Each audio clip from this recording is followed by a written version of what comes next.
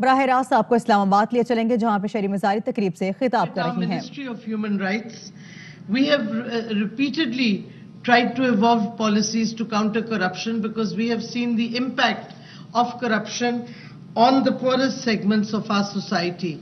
And it's not just at the level of division of resources. We've seen how corruption impedes reform systems even in prisons in Pakistan, and right now we're undergoing prison reforms because of this, where we are the Islamabad High Court itself observed that we see the vulnerable being exploited and the marginalized and vulnerable inmates becoming victims of grave violations of human rights by mafias and corrupt practices. So this is something that we see corruption does at every level of our society. And of course, because the most vulnerable groups are also the groups that are most reliant on public services and goods due to a lack of alternate private services, they also bear the greatest brunt of corruption. Consequently, the government's measures for democratizing healthcare and education through our measures such as the health card, the Sehat Sahulat program, or the single national curriculum finally in our education.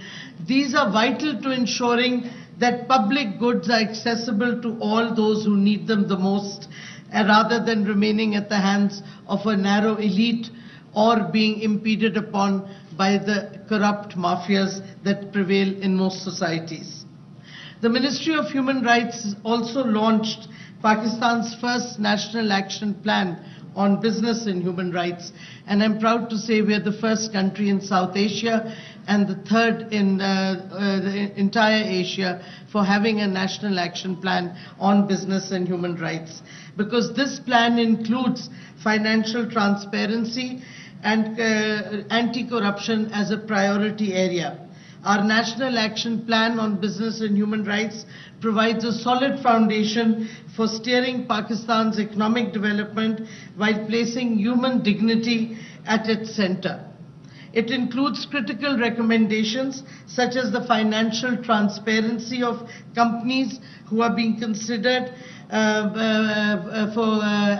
when they make bids for government projects, and a steering committee of the Business and Human Rights National Action Plan has now been notified, and we will be meeting this month so that we can begin fast-tracking implementation of this plan, which we see as a vital tool, not just in furthering human rights of all members of our society, but also fighting corruption actively at the state and business enterprises level. So this is something that we are now progressing towards.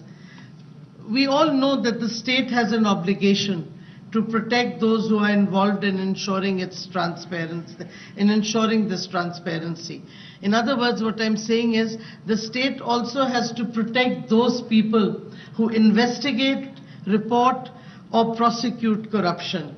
Again, our government's Journalists and Media Professionals Protection Act, which became law a few months ago, seeks to promote, protect, and ensure the independence and freedom of expression of journalists and media professionals so that the ills of society can be exposed and mitigated through actions. In fact, Section 3 of our Act reiterates that journalists and media professionals' right to carry out their journalist work without threats, intimidation, harassment, or fear of persecution or targeting.